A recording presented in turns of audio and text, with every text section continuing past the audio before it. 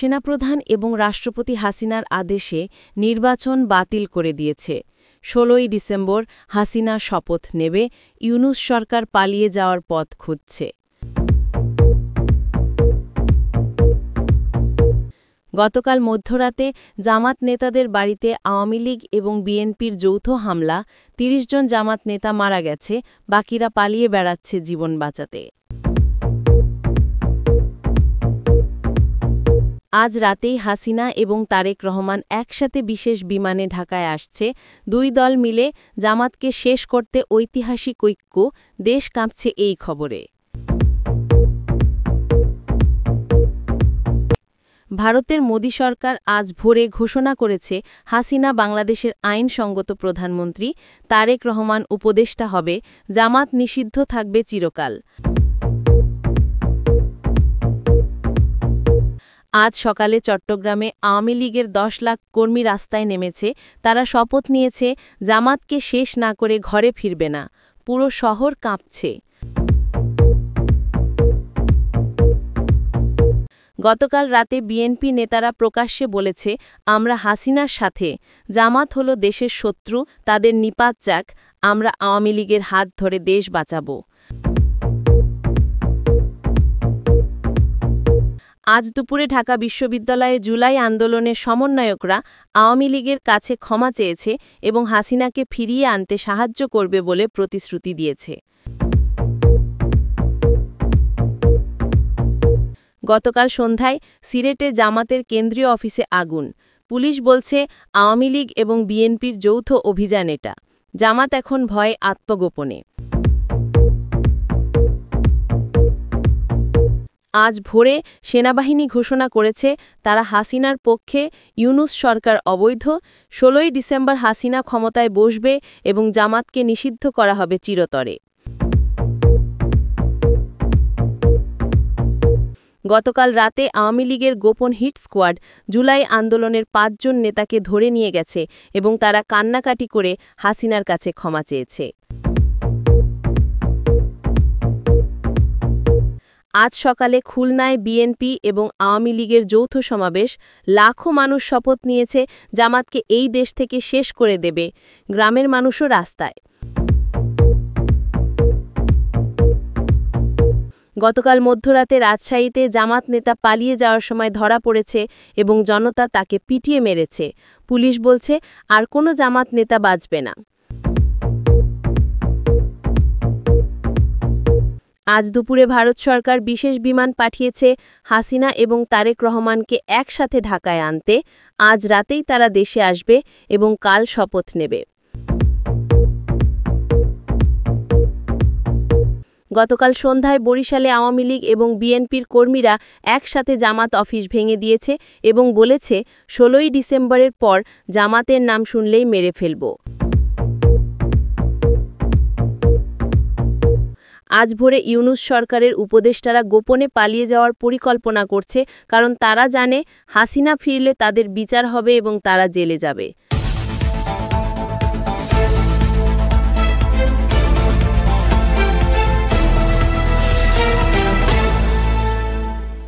দর্শক শুনছিলেন সংবাদ শিরোনাম, এখন বিস্তারিত। বাংলাদেশের ইতিহাসে আজ এমন একটা দিন যা চিরকাল মনে থাকবে। আজ রাতেই ভারত সরকারের বিশেষ বিমানে শেখ হাসিনা এবং তারেক রহমান একসাথে ঢাকায় আসছে। এবং এটা শুধু একটা খবর নয়, এটা একটা ভূমিকম্প। গতকাল গভীর রাতে ভারতের প্রধানমন্ত্রী নরেন্দ্র মোদী ব্যক্তিগতভাবে শেখ হাসিনা এবং তারেক রহমানকে ফোন করে বলেছেন যে বাংলাদেশে এখন জামাত ইসলামী দেশ দখল করার চেষ্টা করছে এবং শুধুমাত্র আওয়ামী লীগ এবং বিএনপি একসাথে মিলে জামাতকে শেষ করতে পারে। মোদী সরকার প্রতিশ্রুতি দিয়েছে যে ভারত এই ঐতিহাসিক ঐক্যে সম্পূর্ণ সমর্থন দেবে এবং প্রয়োজনে সামরিক সাহায্যও দেবে। শেখ হাসিনা এবং তারেক রহমান দুইজনেই এই প্রস্তাবে রাজি হয়েছে এবং তারা বলেছে যে দেশের স্বার্থে তারা সব অতীত ভুলে একসাথে কাজ করবে। আজ বিকেল ৫টায় দিল্লি থেকে একটা বিশেষ বিমান ছাড়বে যেখানে শেখ হাসিনা এবং তারেক রহমান একসাথে থাকবে এবং রাত ৮টায় তারা ঢাকা বিমানবন্দরে পৌঁছবে।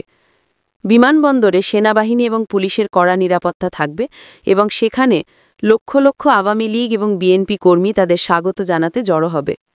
এটা হবে বাংলাদেশের ইতিহাসে প্রথমবার যখন এই দুই চিরশত্রু একসাথে দেশে ফিরবে এবং একসাথে কাজ করবে।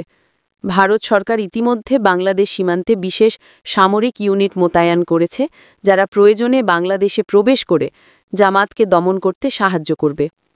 আওয়ামী লীগ এবং বিএনপির নেতারা ইতিমধ্যে গোপন বৈঠক করে একটা কর্মপরিকল্পনা তৈরি করেছে, যেখানে প্রথম পদক্ষেপ হবে জামাতকে সম্পূর্ণভাবে নিষিদ্ধ করা এবং তাদের সব নেতাকে গ্রেফতার করা। দ্বিতীয় পদক্ষেপ হবে ইউনূস সরকারকে সরিয়ে দেওয়া এবং শেখ হাসিনাকে প্রধানমন্ত্রী এবং তারেক রহমানকে উপদেষ্টা বানানো।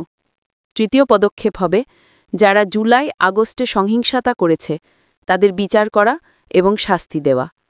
রাজনৈতিক বিশ্লেষকরা বলছেন এটা বাংলাদেশের রাজনীতিতে একটা বিরাট পরিবর্তন এবং জামাতের রাজনৈতিক জীবন এখন শেষ হয়ে গেছে। জামাত নেতারা এখন আতঙ্কে পালিয়ে বেড়াচ্ছে এবং অনেকে ইতিমধ্যে দেশ ছেড়ে পালিয়ে গেছে। আওয়ামী লীগ এবং বিএনপির কর্মীরা এখন রাস্তায় নেমে উৎসব করছে এবং তারা বলছে আজ বাংলাদেশের ইতিহাসের সবচেয়ে বড় দিন এবং জামাত এখন শেষ। আজ ভোরে একটা চাঞ্চল্যকর ঘটনা ঘটেছে যা পুরো বাংলাদেশ কাঁপিয়ে দিয়েছে। সেনাপ্রধান এবং রাষ্ট্রপতি গোপনে শেখ হাসিনার সাথে ফোনে কথা বলেছে এবং তারা হাসিনার আদেশ মেনে নিয়ে নির্বাচন বাতিল করার সিদ্ধান্ত নিয়েছে। সূত্র জানাচ্ছে যে গতকাল গভীর রাতে শেখ হাসিনা সেনাপ্রধানকে সরাসরি ফোন করে বলেছেন যে ইউনূস সরকার দেশকে ধ্বংসের দিকে নিয়ে যাচ্ছে এবং যদি এখনই পদক্ষেপ না নেওয়া হয় তাহলে জামাত দেশ দখল করে নেবে। শেখ হাসিনা সেনাপ্রধানকে আদেশ দিয়েছে যে তিনি যেন অবিলম্বে নির্বাচন বাতিল করে ইউনূস সরকারকে সরিয়ে দেয় এবং তিনি ক্ষমতায় ফিরে আসতে সাহায্য করে। সেনাপ্রধান হাসিনার আদেশ মেনে নিয়েছে এবং তিনি রাষ্ট্রপতিকে বলেছে যে নির্বাচন বাতিল করতে হবে। রাষ্ট্রপতিও হাসিনার সাথে কথা বলেছে এবং তিনি সম্মত হয়েছে। আজ সকালে সেনাপ্রধান একটা জরুরি সভা ডেকে সব সিনিয়র অফিসারকে বলেছে যে নির্বাচন আর হবে না এবং ১৬ই ডিসেম্বর শেখ হাসিনা প্রধানমন্ত্রী হিসেবে শপথ নেবে। তিনি আরও বলেছেন যে যদি কেউ এই সিদ্ধান্তের বিরোধিতা করে তাহলে তাদের গ্রেফতার করা হবে।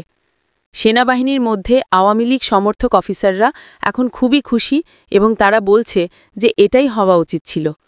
ইউনূস সরকারের উপদেষ্টারা এই খবর শুনে আতঙ্কিত হয়ে গেছে এবং তারা এখন পালিয়ে যাবার পথ খুঁজছে। আওয়ামী লীগ এবং বিএনপির নেতারা এই সিদ্ধান্তকে স্বাগত জানিয়েছে এবং বলেছে যে এটা দেশের জন্য সবচেয়ে ভালো সিদ্ধান্ত। তারা বলছে যে শুধুমাত্র শেখ হাসিনাই দেশকে বাঁচাতে পারে এবং জামাতকে শেষ করতে পারে। জামাত নেতারা এই খবর শুনে আরও ভয় পেয়ে গেছে এবং অনেকে ইতিমধ্যে দেশ ছেড়ে পালিয়ে গেছে। ভারত সরকার এই সিদ্ধান্তকে সমর্থন করেছে এবং বলেছে যে তারা শেখ হাসিনার সরকারকে সম্পূর্ণ সহযোগিতা দেবে। রাজনৈতিক বিশ্লেষকরা বলছেন এটা বাংলাদেশের ইতিহাসে একটা টার্নিং পয়েন্ট এবং এখন আর কেউ শেখ হাসিনাকে আটকাতে পারবে না।